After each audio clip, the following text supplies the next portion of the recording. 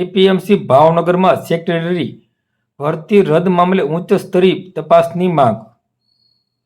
આજરોજ તારીખ 22 જુલાઈ 2026ને બુધવારના સાંજના 9 કલાકે વાત કરીએ તો તળાજા તાલુકાના પૂર્વ આમ આદમી પાર્ટીના પ્રમુખ અને પૂર્વ વિધાનસભાના પ્રભારી પ્રાગજીભાઈ ધાંધલિયાએ ગુજરાત સરકારના કૃષિ ખેડૂત કલ્યાણ અને સહકાર વિભાગના પ્રિન્સિપાલ સેક્રેટરીને લેખિત રજૂઆત કરી સમગ્ર ભરતી પ્રક્રિયા અંગે ઉચ્ચ સ્તરીય અને સ્વતંત્ર તપાસની માંગ કરી છે. રજૂઆતમાં જણાવ્યું છે કે 30 જુલાઈ 2025ના રોજ સેક્રેટરીની ભરતી માટે જાહેરાત પ્રસિદ્ધ કરવામાં આવી હતી. ભરતી પ્રક્રિયામાં એનઆઈસીએમ ગાંધીનગરના પૂર્વ ડાયરેક્ટર દ્વારા લેખિત અને મૌખિક પરીક્ષા યોજાઈ હતી અને મેરિટ સહિતની પ્રક્રિયા પૂર્ણ કરવામાં આવી હતી. આક્ષેપ મુજબ ભરતી પ્રક્રિયા પૂર્ણ થયા બાદ કોઈ કારણદર્શક આદેશ વિના ભરતી રદ કરી દેવામાં આવી છે અને ત્યારબાદ 15 જુલાઈ 2024ના રોજ નવી ભરતી જાહેર કરવામાં આવી હતી. રજૂઆતમાં ભરતી પ્રક્રિયા અંગે ગંભીર ગેરરીતિઓના આક્ષેપ સાથે આરટીઆઈ હેઠળ માહિતી ન આપવાનો મુદ્દો પણ ઉઠાવવામાં આવ્યો છે. ઉપરાંત ભરતી સમિતિના એક સભ્ય દ્વારા પણ ભરતી રદ કરવાનો નિર્ણયનો લેખિતમાં વિરોધ નોંધવામાં આવ્યો હોવાનું જણાવવામાં આવ્યું છે. પ્રાગજીભાઈ ધાંધલિયાએ સરકાર સમક્ષ ઉચ્ચ સ્તરીય તપાસ અને નિષ્પક્ષ તપાસની માંગણીઓ કરી છે.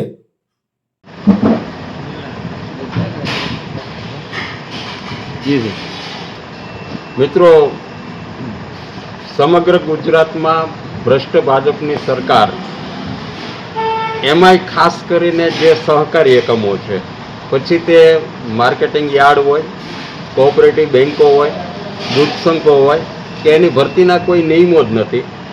લોકોને એવું કહે છે કે ભરતીના નિયમો નથી, પણ કાગળ ઉપર તો તે બધી જ પ્રોસેસ કરે છે. મારે તમારે આગળ આજે એક વાત મૂકવી છે કે ભાવનગર માર્કેટિંગ યાર્ડ 1996થી સેક્રેટરી વગર ચાલે છે.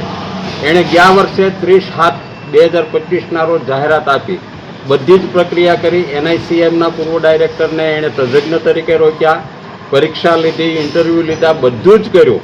પરંતુ આખરે તૈયાર કરી અને તેમણે ભરતી કરી અને ગવર્નિંગ બોડીને આપ્યું, એપીએમસી ભાવનગરને. તો એણે કોઈ અગમ્ય કારણોસર ભરતી આખી રદ કરી. હવે આ કારણમાં માત્ર ને માત્ર કાંઈ એના ભત્રીજાને ભાણિયાને લેવાના હોય અને કાંઈ રૂપિયાનો મોટો વહીવટ કરવાનો હોય, બે જ કારણો હોય. બાકી યોગ્ય ઉમેદવાર મળ્યો તો ગઈ સાલની તમે એની જાહેરાત જુઓ તો ગ્રેજ્યુએટ અને પોસ્ટ ગ્રેજ્યુએટમાં લગભગ 75% માગેલા હતા અને આ વર્ષે એને 65% માગ્યા છે. બીજું, ગત વર્ષની જાહેરાતમાં જે ઉમેદવાર પસંદ થયો તે ઉમેદવાર તો બીએસસી એમએસસી એગ્રી હતો.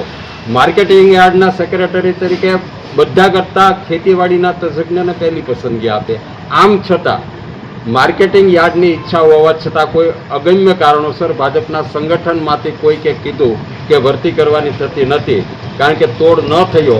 એટલે તે ઉમેદવાર વતી હું ગુજરાત સરકારના કૃષિ વિભાગના પ્રિન્સિપલ સેક્રેટરીને છે એ ફરિયાદ કરું છું કે આને સઘન તપાસ થાય અને કયા કારણોસર બદલી અટકાવી તે અગત્યનો હેતુ છે અને ભ્રષ્ટાચારને છે એ ઉજાગર કરવાનો છે.